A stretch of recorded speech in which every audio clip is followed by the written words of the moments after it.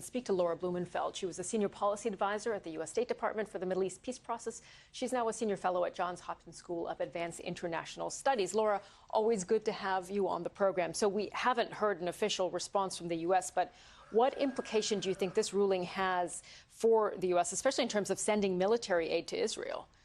Yeah, absolutely. Look, the court can't enforce this ruling, but America can. I think that was the message today.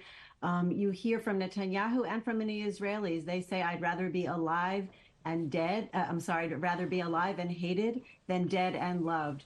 But if that hate translates into a weapons hold, which Biden has control over, then you will see a change in behavior. And so I think that the way forward right now for this administration is to use that leverage they have over Israel to keep the Rafah, invasion kind of limited and pinpoint. Biden picked up the phone today, in fact, but he didn't call Netanyahu. He didn't have to, right? Because he knows eyes on Bibi, we're watching you. He called the president of Egypt and he said to Sisi, open up that border so we can get the aid in, the desperately needed aid, to keep those civilians at least fed and maybe cared for while this hopefully a precision operation takes forward in Rafah. We know Israel has strongly rejected this ruling from the ICJ, but the country's critics say, look, this is further proof that Israel is increasingly isolated on the global stage. What impact do you think it has for Prime Minister Netanyahu that he is receiving this criticism and now this ruling? Well, yeah, I mean, Gaza is under military siege. After this week, we see Israel is under diplomatic siege. That said, Rafah has always been about red lines. For us, it was a red line about, not going in with major maneuvers, as Jake Sullivan said. But the Israelis are seeing red as well. I mean, the red that they saw this week was the bloodied faces of 19-year-old female soldiers being bound and hit by Palestinian gunmen as they were dragged off and taken hostage into Gaza. The blood that they're seeing, the red that they're seeing are 3 dead hostages, as you mentioned in your report.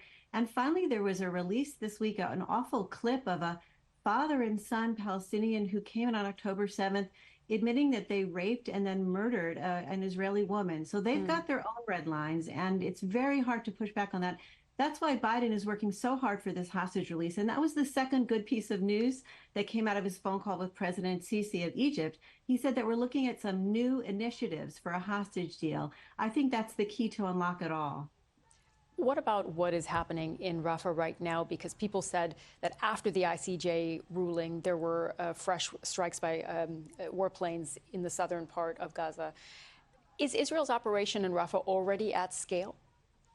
Sometimes when I see these kind of large-scale bombings, whether it's in the north against Hezbollah or today, in fact, in Rafah, I wonder if Israel's just trying to get in their last blast before they pull back, that they understand that they're going to have to moderate the attack. And so they're trying to, blast through. Apparently, they claim that they killed a major battalion commander this morning, and it was with a deep bunker-busting bomb. So perhaps sometimes I think they saved their last. It's almost like, it's an awful analogy, but like in a fireworks display where you go big and then you cut it off. Right.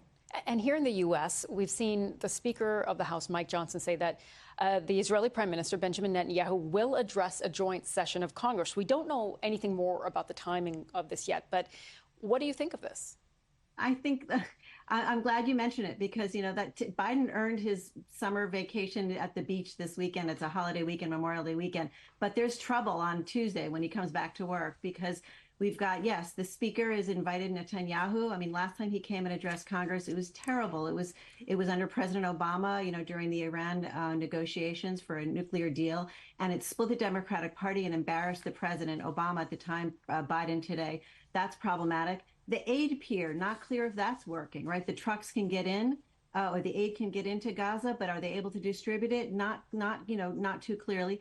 And finally, the Israeli War Cabinet is talking a little bit about this Saudi mega deal, which the Biden administration is pushing. But they're now saying, well, we'll see if we can get it done before or maybe after November. Okay. So that's kind of been, Biden's signature move, and we're not sure if we're going to get there.